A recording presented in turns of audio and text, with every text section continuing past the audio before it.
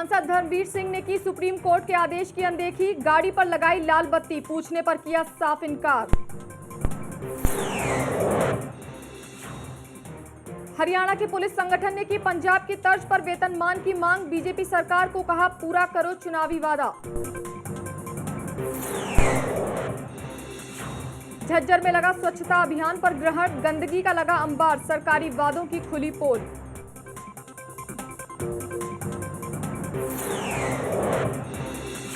गुड़गांव में ट्रांसपोर्टर्स की हड़ताल शुरू, गाड़ियों की फिटनेस के मुद्दे पर सरकार से तनातनी, हड़ताल से मारुति, होंडा, बजाज जैसी बड़ी कंपनियां होंगी प्रभावित।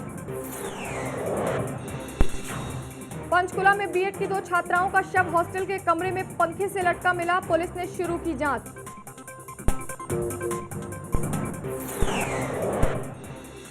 और वर्ल्ड कप की 15 सदस्यीय टीम में युवी को जगह नहीं, जडेजा हुए शामिल, सिलेक्शन कमेटी ने संभावित 30 खिलाड़ियों में से 15 का किया चयन। नमस्कार, मैं हूं आयशा हनफी और आप देख रहे हैं खबरें अभी तक। नारनौल पहुंचे महेंद्रगढ़ भिवानी के सांसद धर्मवीर सिंह ने लाल बत्ती वाली गाड़ी में सैर की। सांसद ने सुप्रीम कोर्ट के आदेश को ताक पर रख दिया और लाल बत्ती बेधड़क अपनी सरकारी कार में लगा रखी है। कानून सांसद को गाड़ी पर पीली बत्ती लगाने की अनुमति देता है। वहीं जब इस बारे में हमारे रिपोर्टर ने सांसद साहब से सवाल किया तो उन्होंने कहा कि गाड़ी पर बत्ती तो पीली ही लगी है, लेकिन आपको लाल नजर आ रही है। कुछ इस तरह वो अपनी गलती छुपाकर रिपोर्टर से पल्ला झाड़ते दिखे। जब इस बात की जानकारी नारनौल के पुलिस अधीक्षक को दी गई तो उनके पास भी कोई ठोस जवाब नहीं था। पुलिस अधीक्षक ने कार्रवाई की बात कहकर मामले को रफा दफा किया।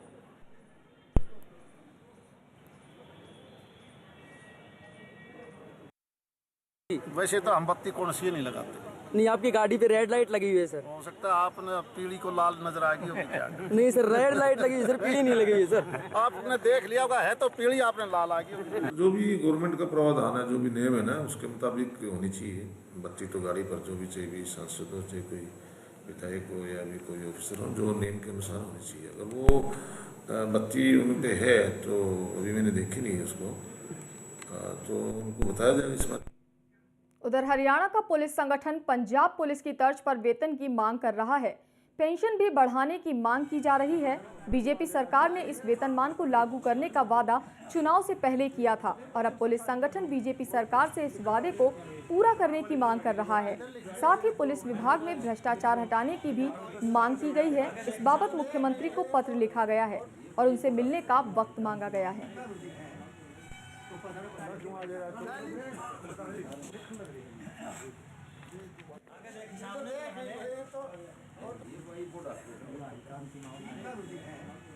स्टेट कार्यकारिणी की मीटिंग हमने यहाँ सिटी पार्क में रखी थी, क्योंकि नई सरकार से हमें काफ़ी आशाएं भी हैं और सरकार ने जैसे वादा किया था कि अगर हमारी सरकार बनती है तो हम पुलिस कर्मचारियों के पंजाब के बराबर, रिटायरमेंट कर्मचारियों को पंजाब के बराबर जितनी भी सुविधाएं हैं वो हम देंगे। पंजाब, हिमाचल, चंडीगढ़ और हरियाणा सभी में पीपीआर एक ही लागू है और पे में बहुत ज़्यादा अंतर आ गया है। तो इस कारण करके हमने आज इस मीटिंग पर विस्तार से बात करने के लिए आज ये मीटिंग बुलाई थी, ताकि मुख्यमंत्री से हमने टाइम ले रखा है। 17/11 को हमने लेटर लिखा था मुख्यमंत्री जी को कि वे हमारे संगठन की मेन जो डिमांड है उनके ऊपर और पुलिस में जो बहुत व्यापक स्तर पर जो भ्रष्टाचार फैला हुआ है उसके संबंध में। स्वच्छ भारत अभियान का असर झज्जर में नहीं के बराबर है। शहर में जगह जगह कूड़े के ढेर लगे हैं। शहर में कूड़ा डालने के लिए जगह की कमी है। कूड़ादान भी हर जगह पर नहीं है और ऐसे में गंदगी का अंबार लग गया है। गली, बाजार और मोहल्ले सब जगह यही हाल है। जिला उपायुक्त और नगर पालिका ने 1 महीने पहले कूड़ा विसर्जन के लिए जगह ढूंढने की बात कही थी। बादली से विधायक ओम प्रकाश धनखड़ भी समस्या सुलझाने का वादा करते सुने गए थे, लेकिन अभी तक समस्या का कोई हल नहीं निकल पाया है।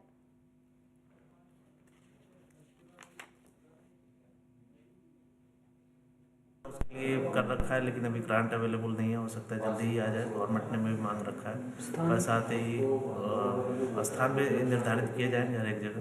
अपना सबसे पहले तो जितने कूड़ेदान चाहिए वो कूड़ेदान लगे और उन कूड़ेदानों से कलेक्ट करके वहाँ पहुँचाने का एक मैकेनिज्म खड़ा हो और एक ऐसे निस्तारण की जगह कि जहाँ पर उसको पहुँचाया जा सके। अंतिम छोर तक अगर हम इसको नहीं पहुँचाएंगे तो ये रिसाइकल होकर वहीं पड़ा रहता है। नाली से गंदगी निकालो वहीं डाल जाओ, 2 दिन में 4 दिन में फिर वो उसी सड़क पर उसी नाली में पहुंच जाती है। ये कोई सफाई नहीं है। ये सफाई के नाम पर एक तरह से उसी को रिसाइकल करते रहना है गंदगी को। इसलिए सफाई निश्चित रूप से पक्के तौर पर हो, उसका एक सिस्टम वेस्ट। और इस खबर पर ज्यादा जानकारी के लिए झज्जर से हमारे सहयोगी सनी खन्ना जुड़े हैं। जी सनी, आपसे जानना चाहेंगे कि कूड़ा विसर्जन के लिए कोई जगह मुहैया नहीं है, तो क्या समस्याएं आ रही हैं लोगों के सामने? देखिए ऐसा झज्जर शहर की बात की जाए तो झज्जर शहर में जगह जगह गंदगी के अंबार लगाए, लेकिन इसकी जो ये समस्या है ये आज से नहीं सालों से बनी हुई है। लेकिन फिलहाल की बात की जाए जिस तरह से भारतीय सरकार और प्रदेश सरकार स्वच्छ भारत और स्वच्छ हरियाणा बनाने की एक मुहिम चला रही है, लेकिन झज्जर में बिल्कुल इसका उल्टा देखा जा रहा है।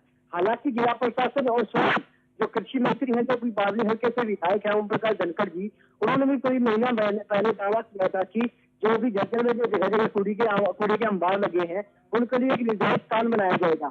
लेकिन अभी तक ये केवल खानापूर्ति ही दिखाई जा रही है, लेकिन अभी तक कोई भी स्थान निर्धारित किया गया है जहाँ पर कूड़ा डाला जाए। जी, तो एक तरफ तो स्वच्छता अभियान चलाए 3 महीने से ज्यादा का वक्त बीत चुका है। कुछ वक्त पहले हमने देखा था कि ओम प्रकाश धनखड़ ने खुद सफाई अभियान की शुरुआत की थी, लेकिन फिर भी हफ्तों बीत चुके हैं, क्यों कोई प्रशासन ने इस पर कदम नहीं उठाया?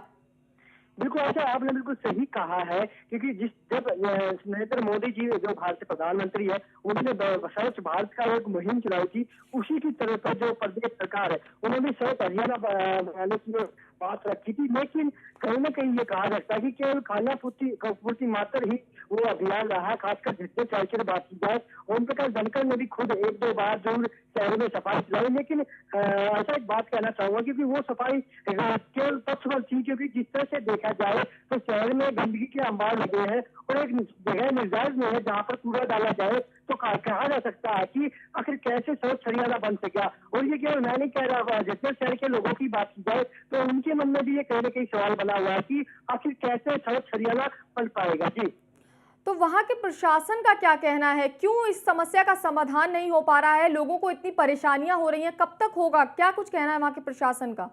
देखिए ऐसा खबरें अभी तक ने पहले भी इस समस्या को पहले भी कई बार उठाया है और स्वयं प्रशासन खासकर जिला उपायुक्त महोदय से भी बात की थी 1 महीना पहले, तो उन्होंने खुद यही कहा था कि 1 महीने के अंदर अंदर ही इस समस्या का समाधान कर दिया जाएगा और एक निर्धारित स्थान बना दिया जाएगा।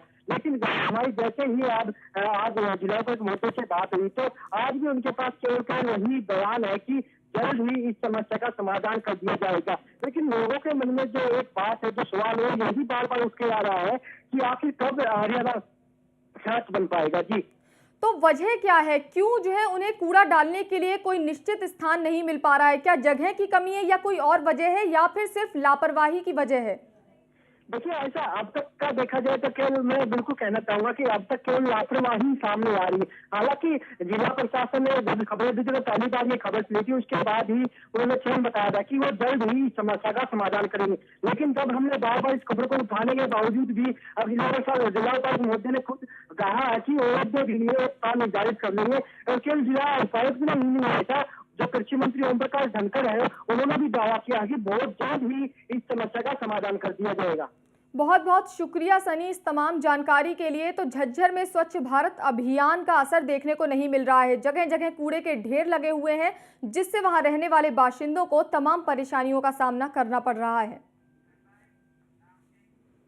आगे बढ़ेंगे। प्रदेश के गोदामों में सड़ रहे गेहूं पर सहकारिता मंत्री विक्रम सिंह ने अपनी टिप्पणी दी है और कहा है कि पिछली सरकारों की अव्यवस्थाओं के कारण गेहूं खराब हुआ है, लेकिन हमारी सरकार इसको लेकर गंभीर है और जब मंडियों में गेहूं आएगा उसकी सही देखभाल की जाएगी। मैं समझ रहा हूं कि पिछली सरकारों के समय में ही गेहूं सड़ रहा है। हमारी सरकार तब से आई है, तब से तो अभी से गेहूं नए आए नहीं है। हम जो गेहूं सड़ा हुआ है गेहूं है उसको उभार रहे हैं, उसके रख रखाव के लिए अब हम कर रहे हैं, आगे प्रबंध जारी हैं। और अभी से जो पिछली सरकार के चलते की ये पोजीशन है, हमारी सरकार के चलते में इस प्रकार की कोई प्रक्रिया नहीं है कि जो नया अनाज आया हो। और हरियाणा सरकार देसी गाय की छोटी डेयरी खोलने पर 50% और बड़ी डेयरी खोलने पर 25% सब्सिडी देगी। ये घोषणा हरियाणा के कृषि मंत्री ओम प्रकाश धनखड़ ने की। साथ ही उन्होंने कहा कि गाय के दूध देने की क्षमता पर भी प्रतियोगिता कराई जाएगी। उन्होंने यह भी बताया कि गौ संरक्षण और गौ संवर्धन पर बजट सत्र में विधेयक लाया जाएगा।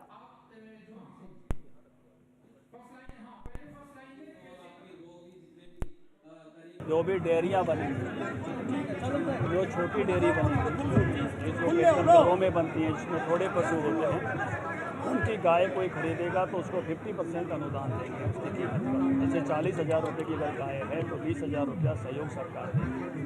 कोई बड़ी डेयरी बनाता है, 500 गाय, 1000 गाय, किसी टेक्नोलॉजी पर आधारित होते हैं, बहुत प्रमोशनल लेवल पर, उसको भी 25% अनुदान देंगे। और जो गायों का जो दूध है, उनकी जो प्रतियोगिता होगी, उस प्रतियोगिता में भी जितने दूध के हिसाब से 10,000 से लेकर 20,000 रुपये तक का इनाम। आगे बढ़ेंगे। ऑटोमोबाइल करियर वेलफेयर एसोसिएशन के बैनर तले गुड़गांव के ट्रांसपोर्टर्स ने हड़ताल शुरू कर दी है। रात 12 बजे से हजारों वाहनों का चक्का जाम हो गया है। ट्रांसपोर्टर्स प्रदेश सरकार की सख्त ट्रांसपोर्ट पॉलिसी का विरोध कर रहे हैं और विवाद का मुद्दा बना है गाड़ी का फिटनेस स्टैंडर्ड। गुड़गांव, फरीदाबाद, सोनीपत जैसे औद्योगिक हब में हड़ताल के फैसले की वजह से हड़कंप मचा हुआ है। हड़ताल से Maruti, hero MotoCorp, Honda, Bajaj जैसी ऑटोमोबाइल कंपनियां प्रभावित होंगी और इन कंपनियों की बाइक या कार कंटेनर्स के माध्यम से ही बाजार तक पहुंचते हैं। हड़ताल से ये आवाजाही ठप हो जाएगी। ट्रांसपोर्ट कमिश्नर अशोक खेमका ने इन ट्रांसपोर्टर्स से कानून के तहत काम करने को कहा था। ट्रांसपोर्टर्स के मुताबिक प्रदेश सरकार पुरानी ट्रांसपोर्ट पॉलिसी का हवाला दे रही है, जबकि कई नई गाड़ियां मार्केट में आ चुकी हैं जिनकी क्षमता 40 टन तक है। इतना ही नहीं, गाड़ियों के डायमेंशन को लेकर सरकार के पास कोई खास रूल रेगुलेशन नहीं है और ऐसे में 30 से 35 साल से चल रहे कारोबार पर खट्टर सरकार कैसे ब्रेक लगा सकती है। ट्रांसपोर्टर्स ने प्रदेश सरकार के सामने कई बार अपनी बात रखी, लेकिन सरकार उनकी बात सुनने को तैयार नहीं है। ऐसे में सभी ट्रांसपोर्टर्स अब हड़ताल पर चले गए हैं।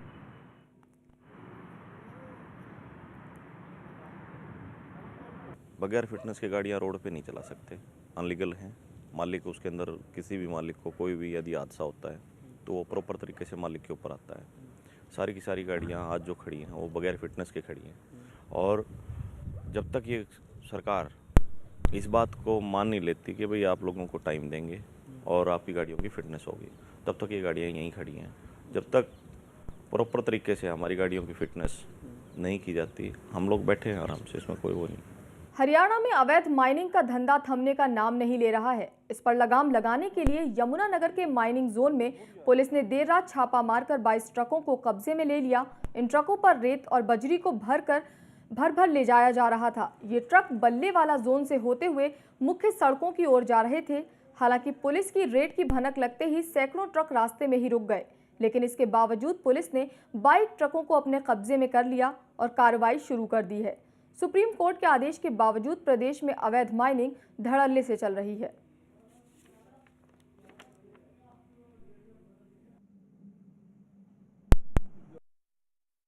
रात को कंप्लेंट आई थी कि भी माइनिंग के ट्रक जो है ना वो इधर उधर से कई रास्तों से निकल के आते हैं और उस संबंध में हमने नाकाबंदी करके लगभग 20-22 ट्रक पकड़े। माइनिंग वालों को बुला करके हमने उनका भरवा दिया है, जो भी टैक्स बनता है, जो भी ओवरलोडिंग में चालान करवा दिए हैं। फिलहाल वक्त एक छोटे से ब्रेक का, जल्द लौटेंगे।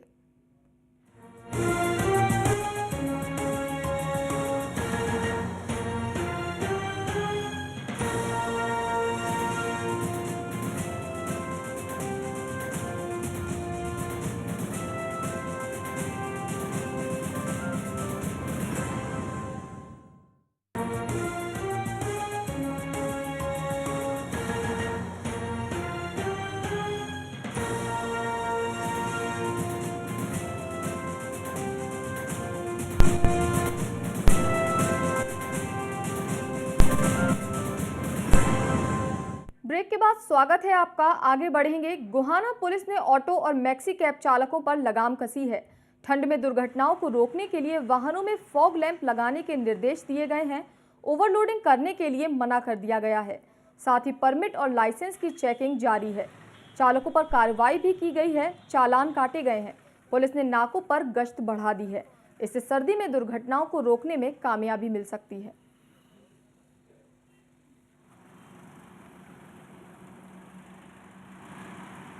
देखो, मैक्सी कैब वालों की मीटिंग हमने आज सुबह मैंने ही ली थी।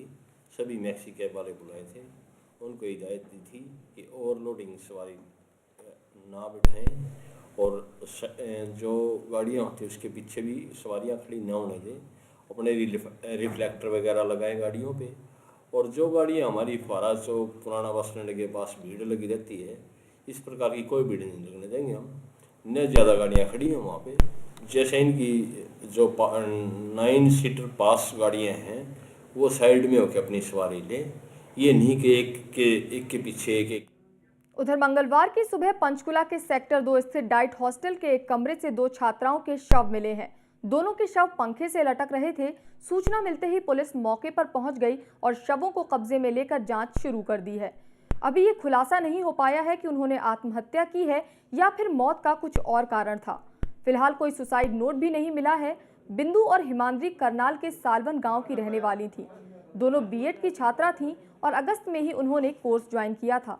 10 जनवरी को इनकी एक दोस्त का जन्मदिन है जिसकी दोनों तैयारियां कर रही थी। प्रिंसिपल ने बताया कि सुबह 11 बजे तक जब कमरे का दरवाजा नहीं खुला तो उन्हें शक हुआ। बार बार खटखटाने पर भी जब दरवाजा नहीं खोला गया तो पुलिस को इसकी सूचना दी गई। पुलिस ने जब दरवाजा तोड़ा तो दोनों के शवों को पंखों से लटकता पाया।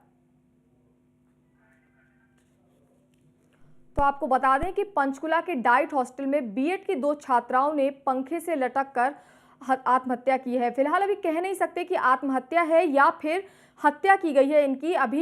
अभी जांच के बाद ही कुछ पता चल पाएगा। लेकिन बीएड की 2 छात्राएं अपने हॉस्टल के कमरे में पंखे से लटकती मिली हैं।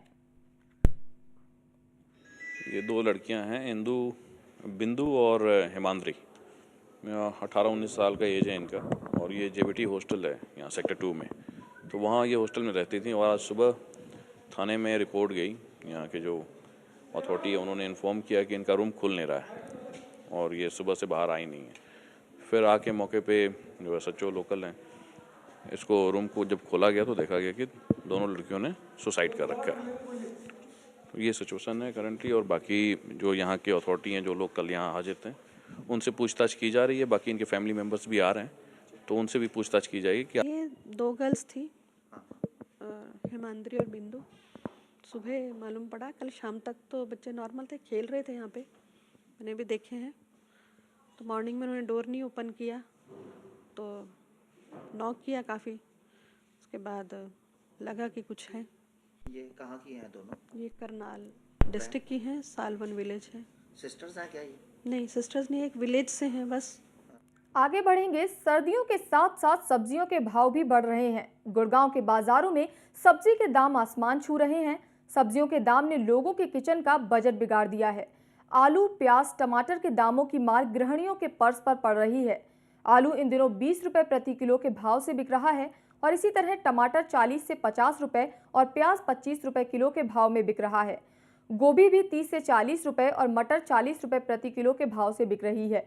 सब्जियों के भाव से जहां लोग परेशान हैं, वहीं ऊंचे दाम ने दुकानदारों के माथों पर शिकन ला दी है। दुकानदार कह रहे हैं कि सब्जियां महंगी होने की वजह से ग्राहक कम आ रहे हैं। वो भी मतलब जो सब्जी है अभी पहले से महंगी है। क्या कारण बता रहे हैं? कारण क्या तो कोई समझ नहीं आता क्या है, मतलब फसल खराब है या क्या है, कुछ नहीं कह सकते। महंगी है, कुछ फर्क नहीं पड़ा, 1-2 रुपए का भी फर्क नहीं है और ज़्यादा महंगी हो रही है। हमें तो बहुत परेशानी हो रही है, कैसे करें, अभी क्या करें। सरकार कहती थी कि अच्छे दिन आने वाले। हाँ, हम अच्छे दिन देख ही तो रहे हैं, ये कितने अच्छे दिन आ रहे हैं हमारे लिए। हर साल के अपेक्षा इस साल बहुत ज़्यादा महंगाई है। हाँ, सब्जियों की हर साल। अब खबर यमुनानगर से, जहां की जम्मू कॉलोनी में खेत की खुदाई के दौरान 1800 ईस्वी के सिक्के मिले हैं। सिक्के मिलने की खबर मिलते ही लोग खेतों पर जमा हो गए और जगह जगह पर खुदाई शुरू कर दी। सिक्के के मिलने की सूचना मिलते ही जिला प्रशासन भी मौके पर पहुंच गया और पुरातत्व विभाग को भी इस बारे में सूचना दे दी गई। फिलहाल पुलिस ने लोगों को इस इलाके में आने से मना कर दिया है। ये पुराने सिक्के हैं, मतलब मिट्टी में तो मिले हैं और मेरा ख्याल से अनपढ़ता है, हम वैसे ही हमारे को पता नहीं है, बट 111 दिए थे मैंने। तो आपसे कौन ले गया? वो पुलिस वाले ले गए। ये 1891 है। और कितने सिक्के निकले?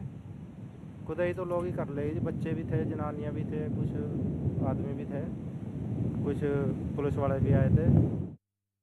हमें सूचना मिली थी कि जम्मू कॉलोनी में एक व्यक्ति को गुड़ाई करते समय कुछ पुराने धातु के सिक्के मिले हैं। तो हमने उन सिक्कों को जाके मौके पे कब्जे में ले ली और इसकी सूचना उच्च अधिकारीगण को भेज दी थी।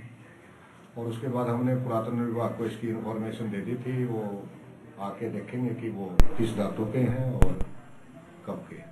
वहाँ पर आने जाने का मना किया? वहाँ पे हमने लोगों को आने जाने से मना कर दिया था कि। अब खबर खेल जगत से। वर्ल्ड कप 2015 के लिए टीम इंडिया की 15 सदस्यीय टीम का चयन हो गया है। मुंबई में बैठक के दौरान सिलेक्शन कमेटी ने 30 संभावित खिलाड़ियों में से उन 15 खिलाड़ियों के नाम की घोषणा कर दी जो ऑस्ट्रेलिया और न्यूजीलैंड की मेजबानी में होने वाले वर्ल्ड कप में भारत का प्रतिनिधित्व करेंगे। 15 सदस्यीय टीम में शामिल खिलाड़ियों में MS धोनी, शिखर धवन, रोहित शर्मा, अजिंक्य रहाणे, विराट कोहली, सुरेश रैना, अंबाती रायडू, रविंद्र जडेजा, R अश्विन, अक्षर पटेल, भुवनेश्वर कुमार, मोहम्मद शमी, स्टुअर्ट बिन्नी, ईशांत शर्मा और उमेश यादव का चयन किया गया है। MS धोनी का चयन टीम के कप्तान के रूप में किया गया है, जबकि मोहित शर्मा और धवल कुलकर्णी को अतिरिक्त खिलाड़ियों के तौर पर टीम में शामिल किया गया है। वहीं पिछले वर्ल्ड कप में अपना बेहतर प्रदर्शन करने वाले युवराज सिंह को इस बार चयनकर्ताओं ने टीम में शामिल नहीं किया। वहीं फिटनेस से जूझ रहे जडेजा को टीम में शामिल किए जाने के सवाल पर चयनकर्ताओं का कहना था कि जडेजा अगले कुछ दिनों में फिट हो जाएंगे। I am announcing the team for the ICC Cricket World Cup 2015. MS Dhoni captain, Shikhar Dhawan, Rohit Sharma, Ajinkya Rahane, Virat Kohli, Suresh Raina, Ambati Rayudu, Ravindra Jadeja, R Ashwin, Akshar Patel, Bhuvnesh Kumar, Ishant Sharma, Mohammed Shami, Stuart Binny and Umesh Yadav. For the ODI tri-series, apart from these 15, Dhaval Kulkarni and Mohit Sharma are the additional players. At present is going under the rehabilitation program. He is doing wonderfully well. Today we had a detailed discussion with the physio of BCCI, and we are quite hopeful within next 10 days he will be completely fit. उधर Sydney में चल रहे Bharat Australia के चौथे test match के पहले दिन मंगलवार का खेल खत्म होने तक अपनी पहली पारी में 2 विकेट पर 348 रन बनाकर मजबूत स्थिति कायम कर ली। टॉस जीतकर बल्लेबाजी करने उतरी मेजबान टीम के लिए वार्नर और रोजर्स ने पहले विकेट के लिए 200 रन जोड़े और अपनी टीम को मजबूत नींव खड़ी की। इसी नींव पर वॉटसन और स्मिथ ने बुलंद इमारत खड़ी करनी शुरू की और तीसरे विकेट के लिए 144 रनों की साझेदारी कर दी। ये साझेदारी 3.26 के औसत से हुई।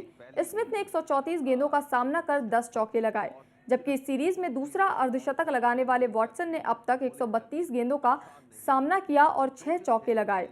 स्मिथ इस सीरीज में 3 शतक और 2 अर्धशतक लगा चुके हैं।